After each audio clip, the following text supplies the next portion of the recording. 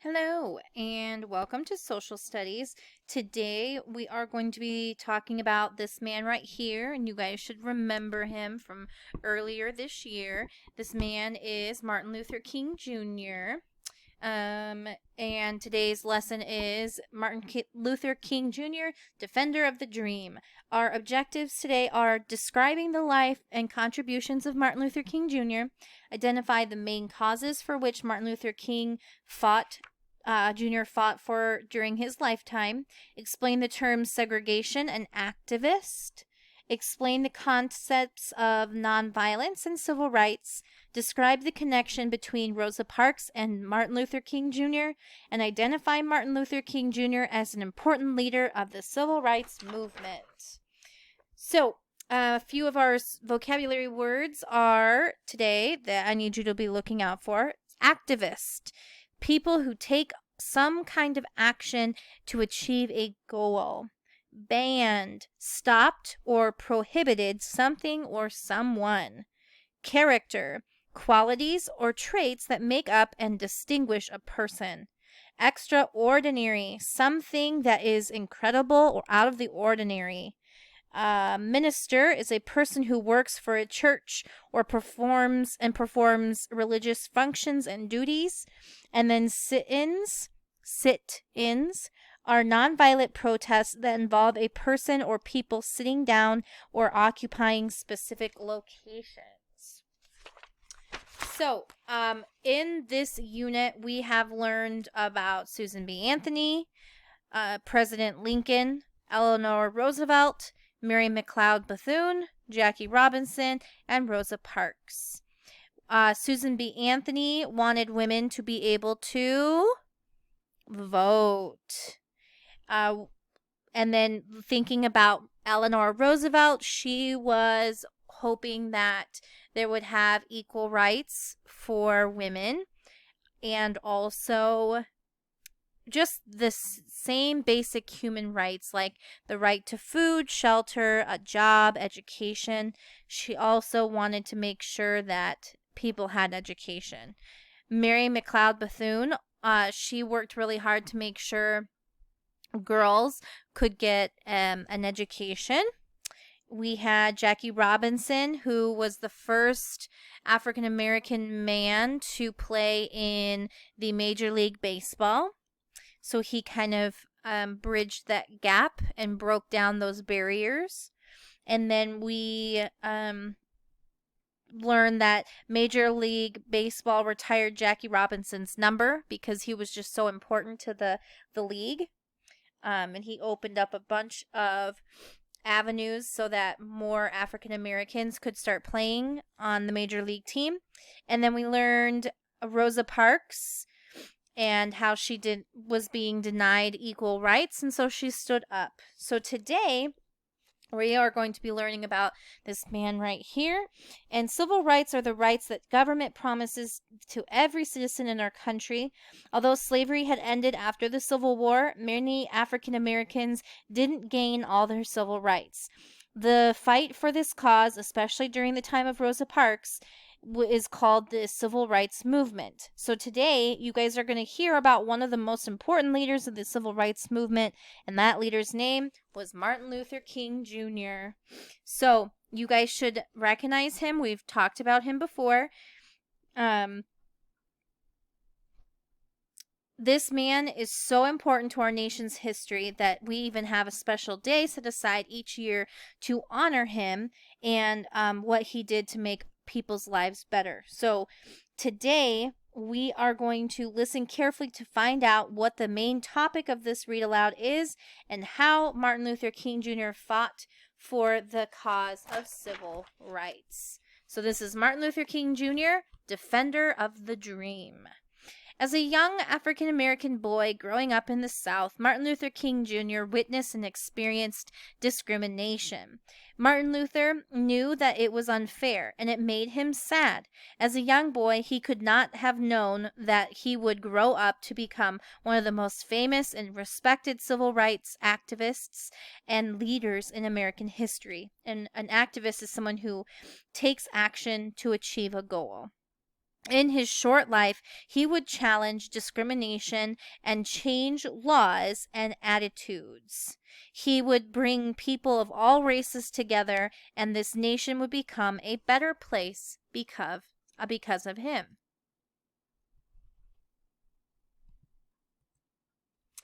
Martin was born in 1929 in Atlanta, Georgia. Martin had an older sister, Willie Kristen, and a younger brother, Alfred Daniel. He lived in a loving home with his parents, his brother and sister, and his grandparents. Martin's father, Martin Luther King Sr., was the pastor of Ebenezer Baptist Church in Atlanta. Martin was a member of his father's church. Just like Rosa Parks, Jackie Robinson, and Mary Bethune, Martin was born during a time when African American people in the United States did not have equal rights. Segregation kept people apart and prevented African Americans from being full and equal members of society. Martin was a young boy, but he was also very bright. He began attending school when he was just 5 years old. He was a student, and he went young, right? He was at school young. After elementary school, Martin attended Booker T. Washington High School in Atlanta. Because he was such a good student, Martin skipped 2 grades. At just 15 years of age, Martin became a student at Morehouse College. Students usually start college at age 17 or 18, so Martin was very young to be a college student. At first, Martin considered becoming a doctor or a lawyer, but he later changed his mind and decided to be a minister, just like his father and grandfather before him. So a minister is someone who works for a church and performs religious functions and duties. After graduating from Morehouse, Martin attended Crozer Theological Seminary. There, his studies prepared him for his work as a minister. Martin completed his education at Boston University, and he received his doctorate when he was just 25 years old. So a doctorate is the highest academic honor or degree awarded to a student. When someone receives a doctorate, they are called a doctor. But you can receive a doctorate in all different types of things. You don't have to be like a medical doctor to have a doctorate. You could be a doctor of education. You could be a doctor of theology. You could be a doctor of music. So just because someone has the name doctor doesn't mean that they perform surgeries or you go to them when you're sick. Martin had not only gained a doctorate in Boston, he'd also gained a wife, a beautiful young lady named Coretta Scott. Coretta had been studying music at New England Conservatory in Boston. Upon receiving his doctorate, Martin and Coretta moved to Montgomery, Alabama, where he became the minister of Dexter Avenue Baptist Church. Martin was now ready to begin a career that he had prepared for. As a young teenager riding the city buses in the South, Martin had experienced the same discrimination that Rosa Parks had experienced. Remember, the discrimination was she was asked to get up when there were no more seats left. African Americans had to sit in the back of the buses, and if the bus was full, the driver could ask a person of color to stand up so that a white person could sit down. Martin thought it was humiliating, and so, as well as being a pastor in Montgomery, Alabama, Martin decided that he would become a civil rights activist. When Rosa Parks challenged racial segregation in the Montgomery bus system, a bus boycott began. Martin was asked to be the leader of this movement. So remember, the boycott meant that people would refuse to take the buses. The African American community stood together under its leadership. They refused to ride the buses until they were able to choose a seat safely and freely. The boycott lasted more than a year. People walked, rode bicycles, and rode in carpools to get to work. Martin led this boycott. Martin and his fellow activists were threatened and intimidated, but they did not back down. Finally, the United States Supreme Court, the most important and powerful court in the country, ruled that bus segregation was illegal and had to stop. At that moment, Martin became one of the most important people in the American civil rights movement. In fact, Martin became its leader. Martin was prepared to be the leader of the civil rights movement, even though he knew he was putting himself and his family in danger. There were many people who did not like the changes he and his fellow activists wanted. For this part, despite the dangers, he insisted that those involved in the civil rights movement remained peaceful and never used force. So remember, they didn't want to use violence, so they were trying to use any way that they could, being nonviolent. Martin believed that an organized,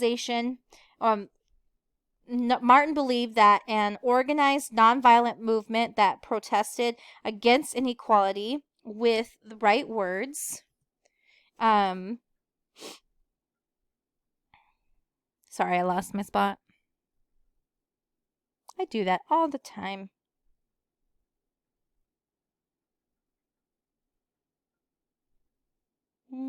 Okay, Martin believed that an organized nonviolent movement that protested against inequality with thoughtful words, not fists and guns, would succeed. He greatly admired others who used nonviolence to protest. So here's a picture of people who would march, and they would practice nonviolent acts to try and get the word out. And notice that not all of these people are African American.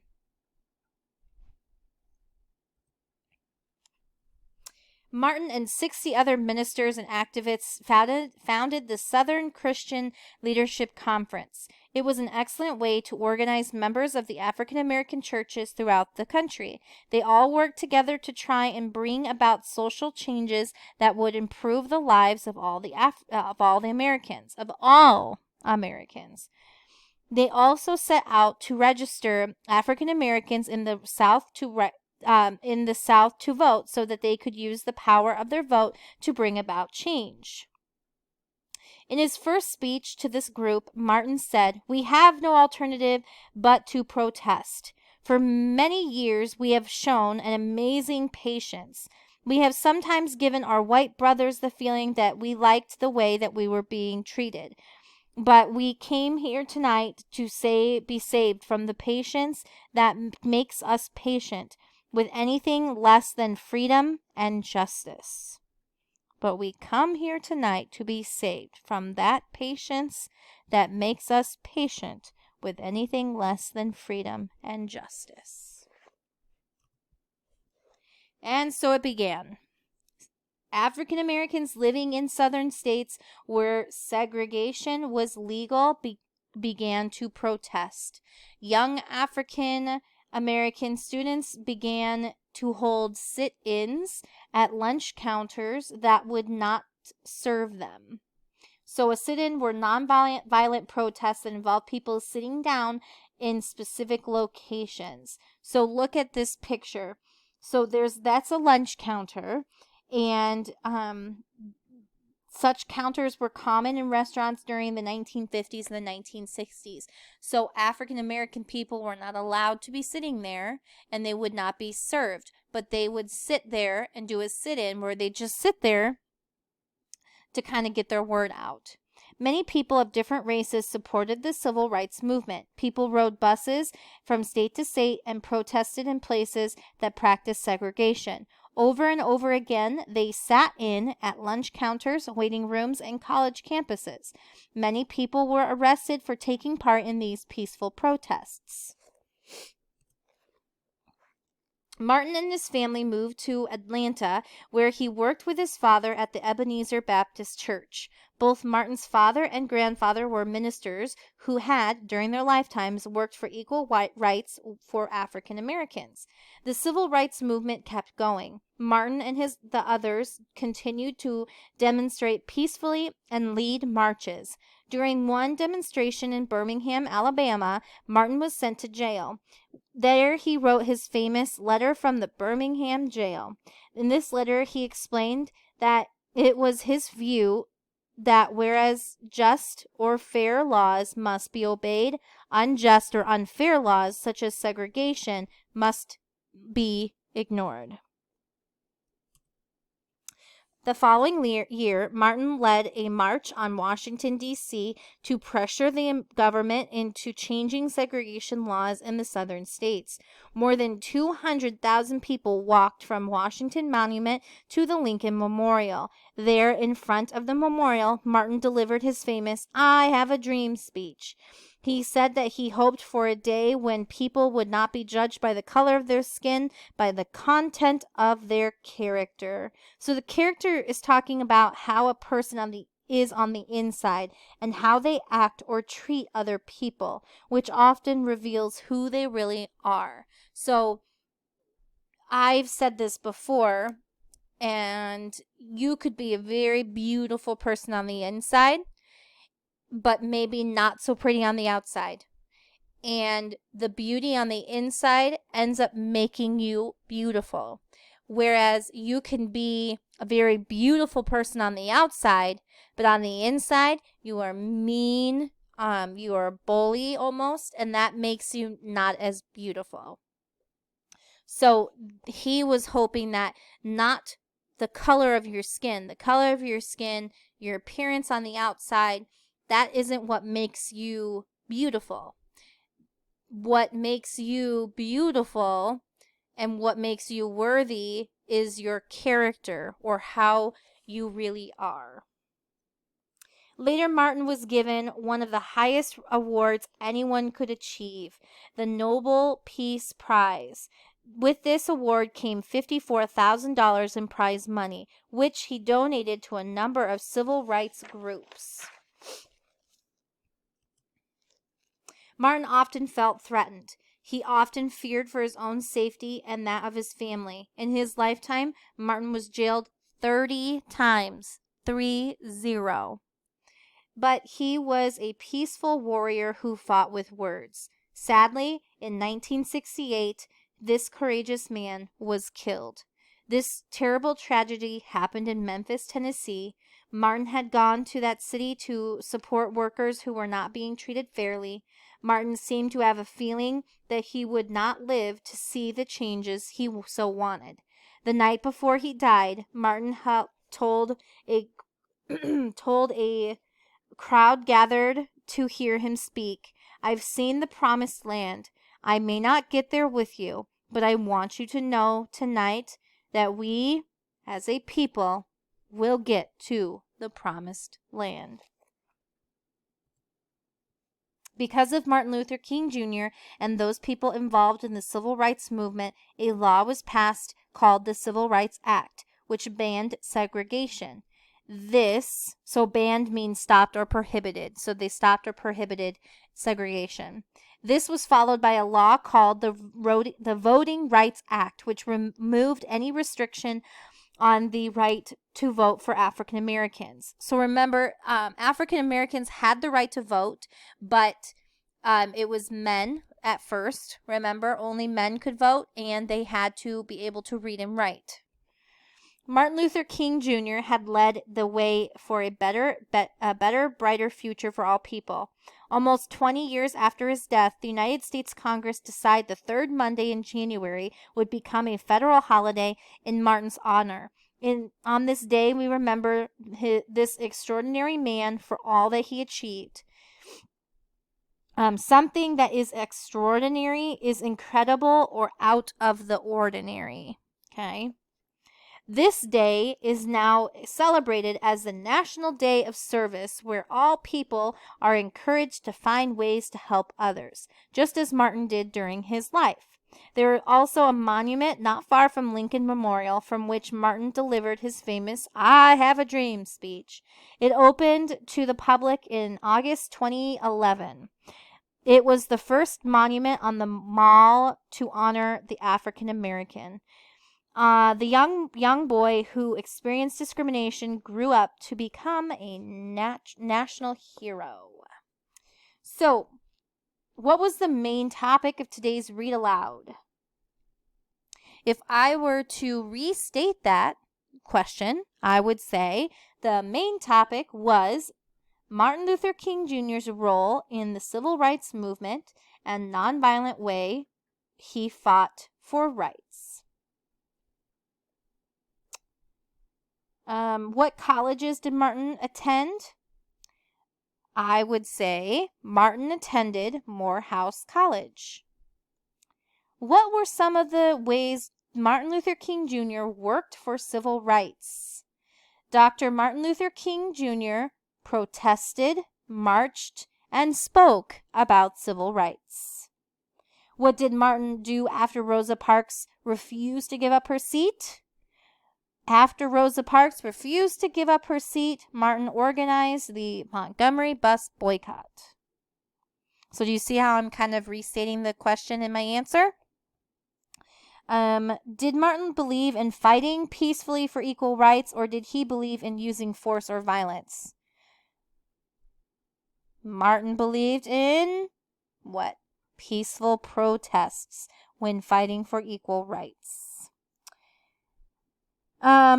Remember the quote that I have a dream that people would not be judged by the color of their skin, but by the contents of their character. Okay, so I want you to think about that. What does it mean? Well, Dr. King wanted people to be judged by their character, not by the color of their skin. And what are some adjectives that you can use to describe Martin Luther King Jr.? Well, he was fair. He loved peace, so he was peace-loving, and he was hardworking. I would also argue to say that he was probably very courageous, because it probably was not easy to stand up for what some of those things that people were trying to fight for, right? So you are going to now go ahead and do your little worksheet, which is on a Google form again. Again, you are going to put your first name and last name. You are going to ignore that little check mark. That's not the correct answer. So ignore that one. I don't know how to get rid of that one. Okay, ignore that. That's not the right answer. Don't pick it. Oh, there we go. I got rid of it. Okay. So, you are going to decide which one of the answers is his main cause, Martin Luther King Jr. And remember, these are all the same that you have been using the entire unit. So think about which ones have you used and which ones have you not. You are going to write what were three important events in his life. You need to restate the question. You have to have complete sentences that have a capital and a punctuation. And you need to make sure that you have 3 events.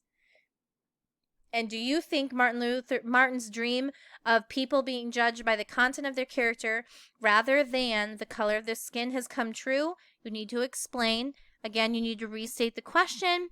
You need to have complete sentences that have a capital and a punctuation. And you need to make sure that your answer makes sense. And then the last question is describe what extraordinary means. Again, you need to restate your question. You need to have complete sentences that have a capital and punctuation. And you need to have an answer that makes sense. I hope you guys enjoyed this lesson. It was kind of cool because you already kind of have a background knowledge about Martin Luther King Jr. So that's kind of nice, right? And I hope you guys enjoy the rest of your day. That's all I have for you. Bye.